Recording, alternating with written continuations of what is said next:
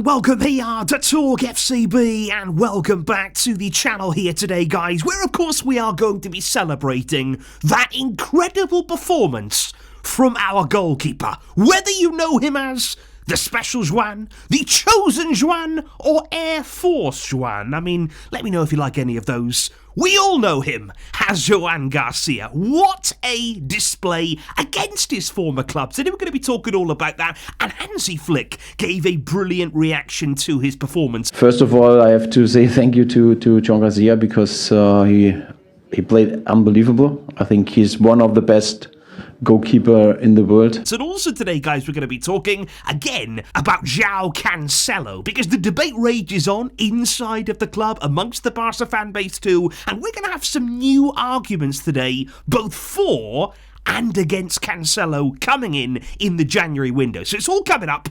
Get yourselves ready, and let's do this. Because indeed, guys, it was last night a real battle out there on the field, wasn't it? I don't think anybody would say, oh, that was a comfortable game. Oh, I'd like to do that again. Even, oh, I'd like to watch that again. You know, at the same time, we're happy to get the points. We're happy to get away from Espanyol as far as we possibly can. And to be fair to Hansi Flick, even after the game there, even after getting that late win, a lot of managers, they'd sort of say, oh, you know, weren't we so good? You know, in the end, we deserved that performance. We could have got the goals at any time. But no, Flick is always very, very honest in his assessment, and even he admitted he enjoyed the atmosphere. He admitted there that he enjoyed the occasion of the derby. He likes to see his players being tested, and he said we didn't deserve the 2-0 win. I think we have to see that Espanyol played a fantastic game. It was an unbelievable atmosphere here in this stadium. It was a derby.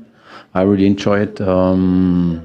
Also about the result, I think we didn't deserve it. I'll be honest. But at the end, the quality we brought on the pitch after the changes, decided the game, and I'm really happy about that. As always there from Hansi Flick, I admire that honesty, and that's the kind of honesty there that is going to help us to improve, because yeah, it wasn't ideal, it wasn't the best performance ever, but at the same time, we do struggle after coming back from breaks away, you know, whether it's international breaks, whether it's Christmas breaks. Barca, the first game back, it's not easy for any team, so I was happy here to come away with the 3 points, take what we can get, and in the end, you just have to say, you have to hold your hands up, even if you're Espanyol, even though they're probably crying to say it came down to moments of absolute magic. Because first of all, if we talk about the goals, I mean, Dani Olmo's goal, it was ridiculous, and I absolutely love here the camera angles that we're getting at this goal here, the one right behind the shot. I mean, there you understand how good that finish was. He doesn't just put it in the top corner, he puts it perfectly in the top corner. He could not have placed that better if he just walked up to the net and put it there with his hands. It was a wonderful, wonderful finish from Dani Olmo. So much confidence. And this is what we wanted. Right before this game, we all said, he's coming back from injury. Don't take that time now to get going. You know, don't have another few games where it's a little bit not good. Let's pick up where you left off. Because don't forget, he was brilliant before he got injured. He got injured in the process of scoring what was the winning goal against Atletico Madrid. So even right now, in back-to-back games that he's played in, he has won us points with his magic in the final third. And like we said in the review, you know, Fermin Lopez was absolutely key, not only in that goal, but also in the second goal. Both of those two playing together for a period of time. That was good to see. But yeah, brilliant, brilliant stuff there from Olmo and Fermin. And you've got to mention Lewandowski as well. You know, the second goal was important just to make sure that we had those points in the bag. And it's just weird at times at Barca, because in this game, Ferran starts. I didn't think he played well. I didn't think he had the kind of impact we were looking for on the game. Then Lewandowski comes on. He's a lot better. He has a really big moment there in the game. He scores a very, very important goal, a phenomenal finish.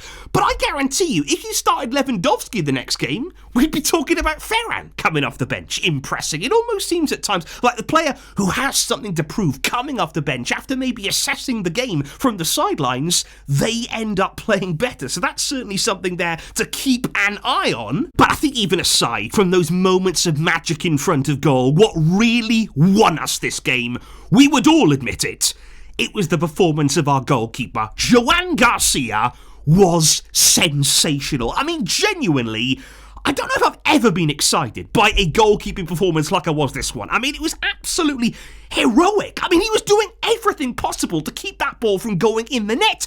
And at times it almost felt as though Espanyol, doesn't matter what chance they get, doesn't matter what kind of area they're coming into, they are not going to score. And that is enormous. And I mean, when you listen here to Hansi Flick after the game, first of all, he was asked about that atmosphere, about the fact that Joan García, there was a lot of stick coming his way, a very, very hostile crowd. They had all different things there that they really took the time out of their day to design and bring to the game. Great job, well done to all of you. But it didn't do anything. If anything, they inspired this performance by Joan García. And as Flick says here, he was never in any doubt that he'd perform in these circumstances. I would like to ask you about Joan García. If the last hours, did you talk to him to prepare to the atmosphere he could find today in the stadium? If you talked to him, of course, I talked to him, and but I have how I said yesterday in the press conference, I have the feeling that he's like always, and he's very calm and have the confidence. You can see it in every action, in every situation, and no, it's very focused, very concentrated, and this is why he's on this level. And I think that speaks volumes of Joan García, about the mentality that he's had, about the kind of player that we've seen ever since he stepped through the door at Barcelona. Don't forget back in the summer when he was signed there for just 25 million. I mean, of course Espanyol are crying. We've committed daylight robbery. 25 million. That is amazing. But when he was signed, Flick straight away saw the quality. He saw the mentality. He saw somebody here who could grow into that Barca shirt, and he never had any doubt about making him his number one straight away. Some people said, should you push Ter Stegen aside for this unproven goalkeeper? This is why. This is the player that we have. And Flick's so complimentary of everything he's seeing from Joan García, about exactly how high he rates him in the footballing world right now. What do you think about his mental strength? He was responsible for that. And you know what I thought was very, very telling and very important actually to know? We've all spoken about, Joan García now, he's winning us points. At the end of the day, we're relying on our goalkeeper, maybe more than we should be, but he's winning us points. You can't make that, though, into a bad thing. Yes, we'd like to defend better. Yes, we'd like to concede more chances, but it's not a bad thing for your goalkeeper to be playing this well. And I think Flick made a great comparison with what we've been seeing now for so many years at Real Madrid. As a manager, how reassuring is to have a goalkeeper like Joan García? Thank you. No, it's very important always. You can see when you see the match today, you know why it's important. And I think also when you see Real Madrid, they also have a fantastic goalkeeper. A lot of big teams had this, and I'm happy that he's here, and I am really happy that we made this decision. Because he's absolutely right, and I'm so glad that he's brought that up there. People will use that against Barca, you're relying on your goalkeeper. Yeah, of course we want to concede less chances, we do. But how many times have we looked over at Real Madrid and thought, oh wow, look at Courtois. Look at the way that even when they haven't played that well, even when maybe they're just scraping through a game, he bails them out. He saves them in the biggest of matches, in Champions League finals even. We've wanted that at Barca. We have been waiting for this moment where we can rely on a goalkeeper. And that is why this can't be a bad thing. Joan García playing the way that he is, at the age that he's at too. This is a player who's still gaining more and more experience. He's still relatively young in goalkeeping years. I just love him. From the second that he walked through the door, he has been tremendous. But indeed, guys, aside from just yesterday's game and yesterday's performance, we do have to continue here to debate the potential signing of Joao Cancelo in the January transfer window. Because right now within the club, they're doing the same. They are ultimately debating right now whether to make it happen or not. Would Cancelo improve us, or is this a deal that we should be passing on? Now, I want to talk about this again today, because looking at yesterday's game, and especially looking at the performance there of Jules Koundé in this kind of matchup, it did get me thinking, because how many times do we see Lamine Yamal on that right-hand side, all the attention's on him. He is taking away 1, 2, 3 players at a time on that right-hand side, and he is so heavily marked.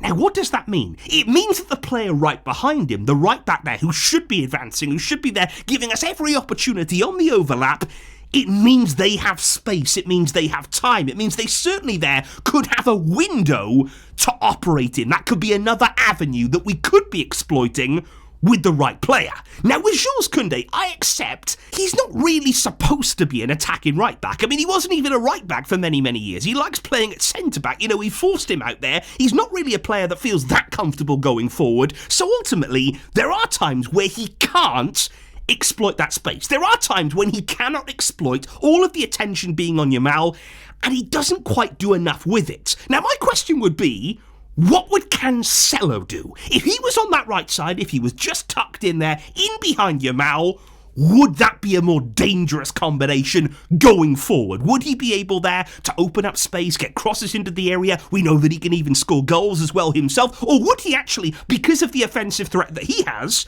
would it take a bit of attention away from Yamal? Would defenders think, okay, we can't just leave him free. Cancelo is dangerous on his own. We are going to have to cover that run as well. So that's a different kind of thing to bear in mind there with him. But at the same time, and I know people are probably screaming at their screens right now, what about defending? And I agree with that. You know, I've said it before, Cancelo defensively is a liability. There's no two ways about that. He is somebody there who cannot be trusted to defend.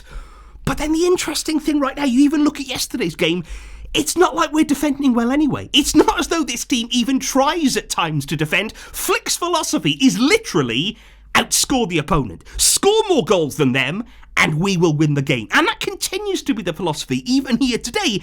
And you're asking the question then of, would Cancelo help you score more goals? Would Cancelo offer more of an offensive threat than the players that we have available in the fullback areas? He probably would. He genuinely would. But what's stopping me here from going all the way? What's stopping me right now from saying, okay then, snap him up, sign him, bring him in? Well, the thing about this is right now, what we're hearing in the media, and the reason why this signing has not happened yet, apparently Flick is undecided. Now that is interesting to me, because I would think here that Flick would like the offensive style of his game. He would like the fact that he can play there very much as a wing-back. But if Flick is undecided, there must be more to this here, because right now Flick wants a centre-back. That's what he's basically saying to the club, and I think the feeling from Flick is right now, if signing Cancelo means I don't get my centre-back, then I'm sorry, but I don't want him. And that appears to be where we are right now. Flick is very much insisting right now, we need another centre-back, we need to bring somebody in with Christensen out as well, of course, we can't forget about that. So Flick's priorities really are elsewhere. But what do you make of these Cancelo rumours? Looking at games like yesterday, do you feel as though he could help us? Could he be more of an outlet on that right side at times, you know, depending on the situation? Let me know right now in the comments down below, guys. I want to hear your opinions on this debate, and I also want to know your thoughts on Joan García. What did you make of that performance? What do you make of our #1 goalkeeper? And I will see you soon with lots more coming up on the channel. Big win this weekend. So happy we could get that done. Thank you indeed for the great support, guys. I'll catch you soon. But until next time, as always, Vesca el Barça. How difficult the opponent made it. The victory that made him happy this season for you? This year, yes.